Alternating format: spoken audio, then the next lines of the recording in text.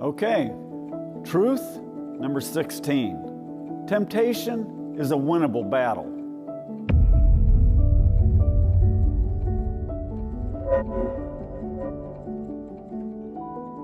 In 1982, I went through a horrific 6-hour ordeal where I experienced a taste of the horrible mental anguish of hell. I don't have words to describe what that experience did to me.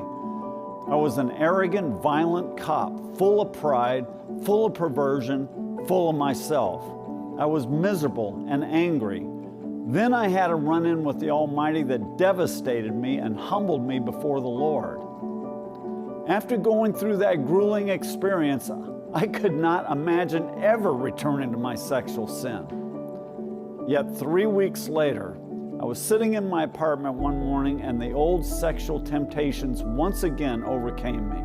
And once again, I allowed myself to be led off into sin without so much as an argument. It was the same old sexual trance that left me feeling powerless to stop myself. One day not long after that, I read 1 Corinthians 10:13. No temptation has overtaken you but such as is common to man. And God is faithful, who will not allow you to be tempted beyond what you're able, but with the temptation will provide the way of escape also, so that you'll be able to endure it.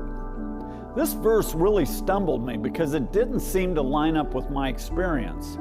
Where was the way of escape for me that day? Where was the strength to say no to that powerful temptation? And once I caved into that temptation, why did I feel so utterly impotent to stand up against those that followed?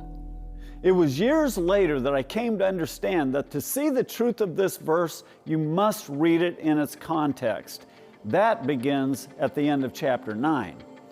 Paul said, "Do you not know that those who run in a race all run, but only one receives the prize? Run in such a way that you may win. Everyone who competes in the games exercises self-control in all things."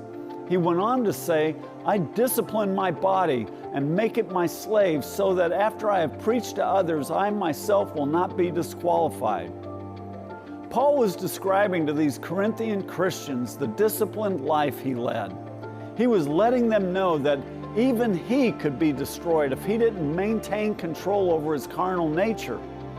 The word disqualified he used here is the same word he employed in Romans 1:28 when he talked about God giving sexual sinners over to a reprobate mind. As he opened chapter 10, he used the children of Israel in the wilderness as an example of disobedience and unbelief. In verse 6 he said, "Now these things happened as examples for us, so that we would not crave evil things as they also craved." Then in verse 8 he said, "Nor let us act immorally as some of them did, and 23,000 fell in one day." He wrapped up this line of thought in verse 12 where he said, "Therefore, let him who thinks he stands take heed that he does not fall." When you look at the whole context here, there's no other possible way to understand it than to say that this is a sober warning to be very careful about the way we live our lives. If Paul were to condense this whole passage down into a simple sentence, I think it'd sound something like this. I live a very disciplined life because I don't want to end up like those Israelites who, in spite of all their spiritual privileges, were destroyed because they gave over to sexual sin and idolatry. And that shows the difference between Paul's life and my life in 1982. I had not yet learned the importance of living a disciplined life. You see, you don't prepare to face temptation at the moment of attack, you prepare for it in your daily life. A good illustration of this would be boxing. When I was young, I spent some time working out at a local boxing gym. There was also a professional fighter who trained in that gym. Of course, he fought for a living and was far better at it than I was, but I remember having the sense that he didn't seem to train all that hard. One night I went to see him box at the Memorial Auditorium. I was excited to see him in action, but it turned out to be a pretty disappointing night. His opponent sensed his weakness and went right after him, knocking him out in the first round. Why did he lose that fight? Because he was undisciplined and sloppy in his training. Listen, skill alone won't win a fight. A good boxer knows that if he can't conquer himself in the gym, he will never overcome his opponent in the ring. The loafer runs 2 miles rather than 10. He quits his workout when he gets tired. He picks sparring partners who aren't a challenge. The fighter who has gotten into the habit of going the easy route has trained himself to be a loser. No matter how skilled he might be, when he gets into that ring, his lack of discipline and his unwillingness to be hard on himself is going to become evident to all. You could say that the reason I caved into that temptation in 1982 was because I had not yet learned to do my road work.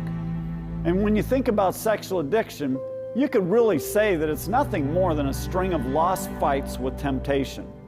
A man is tempted to indulge in some form of sexual sin and he gives in to it.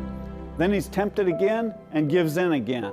And on it goes, one defeat after another. Through my repeated failures, I had developed a defeatist attitude. I was in the habit of giving up as soon as the temptation presented itself. That fatalistic attitude wasn't going to change until my thinking changed. And my thinking couldn't change until I knew what it meant to spend quality time with the Lord every day. Finally, in late 1984, I started praying and spending time in the Word every morning. What followed were several months of freedom. Then in May 1985, the enemy caught me at a weak moment and I caved into a temptation to visit a prostitute in a massage parlor. But I was so disgusted by that experience that I never committed adultery again after that. I didn't realize it at the time, but my devotional life had made it possible to develop a lifestyle of victory. My failure in that massage parlor turned out to be an anomaly to this new way of life.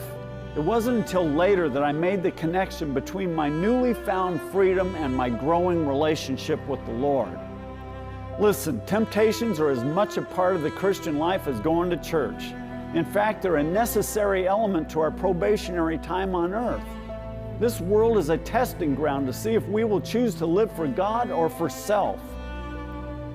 If you want to win the battle with temptation, get on your knees before God, commit yourself to establishing the disciplines of a godly life, and ask Him to sustain you in times of weakness. And before you know it, the old life of defeat will be behind you, and you will begin living the life God meant for you to live.